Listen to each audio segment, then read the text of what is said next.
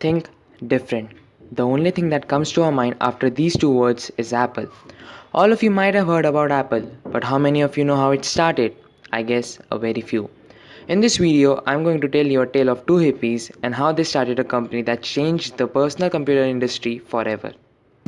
Before going to the story of Apple, let's take a look at the life of its founders, Steve Wozniak and Steve Jobs before Apple. Steve Wozniak. Wozniak's father was a Lockheed engineer who loved explaining electronics. His father would take him to his workplace on weekends and showed him electronics and let him play with them. Whenever Wozniak would ask his father a question about the parts, he would answer all his questions and make diagrams for it. Thus, at a very young age, Wozniak learned about transistors, diode, and resistors.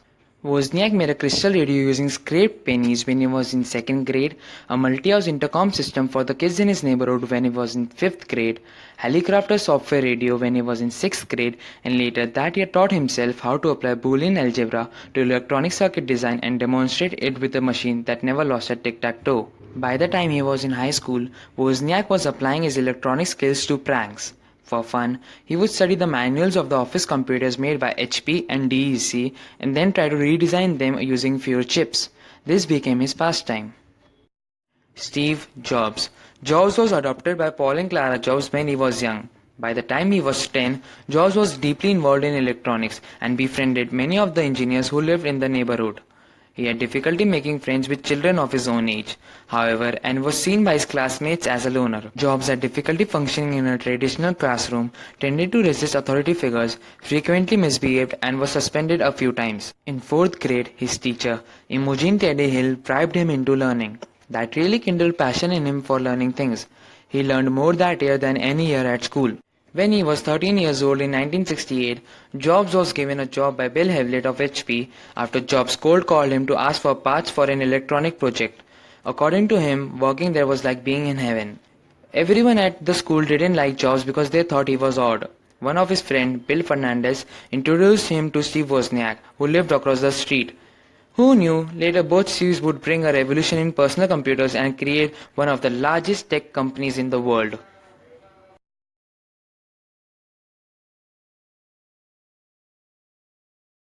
Bill Fernandez, a common friend to both the Steves, introduced them.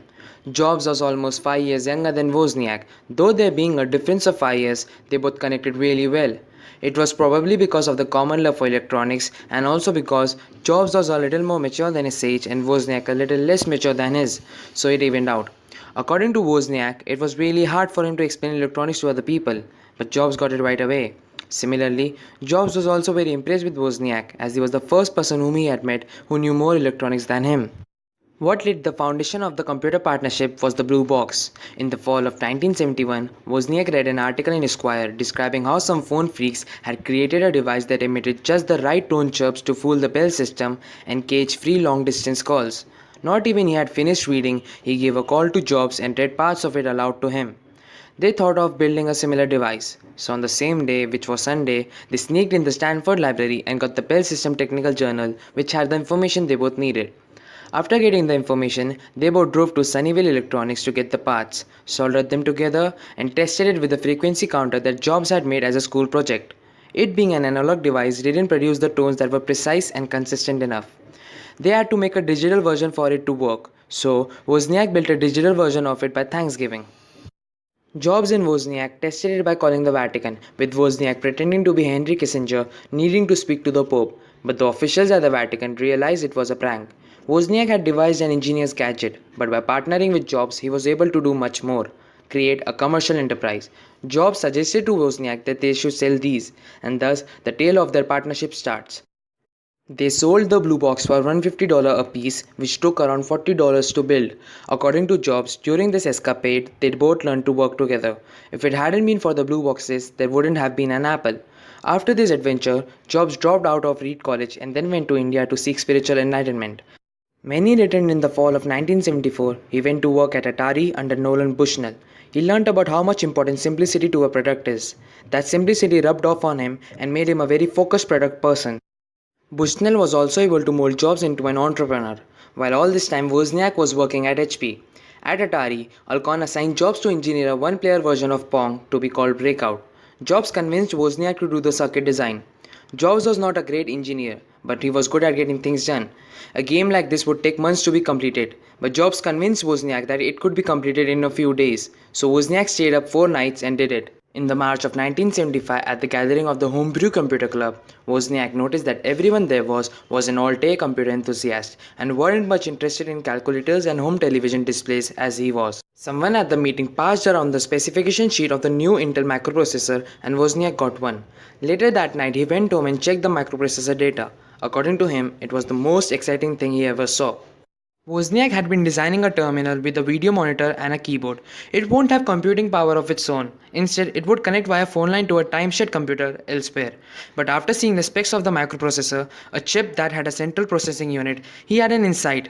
He could use a microprocessor to put some of the computing power in his terminal.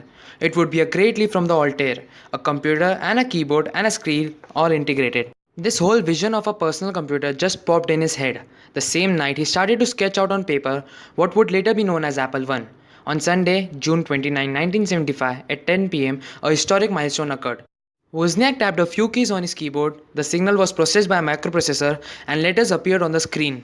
Wozniak xeroxed the blueprint of the computer and decided to give it to anyone who wanted it at the Homebrew Computer Club. Jobs had a different approach. Just as the blue boxes, he wanted to package and sell the easy-to-use computer, and his instinct for how to do it changed the realm of personal computer, just as much as Wozniak's clever circuit design did. Jobs began to accompany Wozniak to homebrew meetings, carrying the TV monitor and helping to set up things. The meetings now attracted more than 100 enthusiasts. Jobs always found a way to sell anything Wozniak made. Wozniak admitted that it never came to his mind to sell computers. It was Jobs' idea. Jobs worked out a plan to pay a guy he knew at Atari to draw the circuit boards and then print up 50 or so. That would cost about $1,000 plus the designer's fee. Then they could sell these for $40 a piece and perhaps clear a profit of $700. Wozniak was dubious of the plan, but Jobs convinced him. Jobs said to Wozniak even if they fail, they would have a great adventure, and also said that they will for once in their life will have a company. The thought of having a company was enticing to Wozniak than the prospect of getting rich. He felt excited to start a company with his best friend. In order to raise the money as their capital, Wozniak sold his HP 65 calculator for $550, though the buyer only gave him half the money. And Jobs, for his part, sold his Volkswagen bus for $1,500. A week later, the buyer of the bus complained that the engine broke down. Jobs agreed to pay half the expenses. So at last, they had $1,300 to commence their business, the design for a product and a plan. They would start their own computer company. Now that they have decided to start a company, they needed a name. While driving down to Los Altos, they thought about different names. They considered some typical tech words such as matrix and some neologism such as executech and some straightforward boring names like Personal Computer Incorporation. The deadline for deciding the name was next day when Jobs wanted to start filing the papers. Suddenly, Jobs proposed Apple computers. It was probably because he was on one of his fruitarian diets and also he had just came back from an apple farm. Other benefits that this name holded were that it would put them ahead of their main competitor Atari in the phone book. To Jobs, it was a smart choice as the word signaled friendliness and simplicity, two qualities which are reflected in all Apple products. As Apple and computers doesn't make sense, it makes people dwell on the brand name. It helped Apple to grow as a brand name. Wozniak was not ready to commit full-time at Apple, but eventually Jobs did what he always does. He convinced him to commit full-time. It was not easy. Jobs talked to Wozniak's father and all their common friends to convince Wozniak to commit full-time at Apple. All the designs which were owned by Wozniak would be owned by Apple, which would be its core. Ronald Wayne, a common friend of Wozniak and Jobs who worked at Atari, had a great role in convincing Wozniak and also in incorporation of Apple. Wayne was one who had experience writing in legalese. So Wozniak and Jobs went up to his apartment in Mountain View and an agreement was drawn. Wozniak and Jobs had 45% share each in the company and Wayne got 10% as Jobs was impressed from him. Wayne would act as a tiebreaker if an argument arises between Jobs and Wozniak. And thus, Apple was born.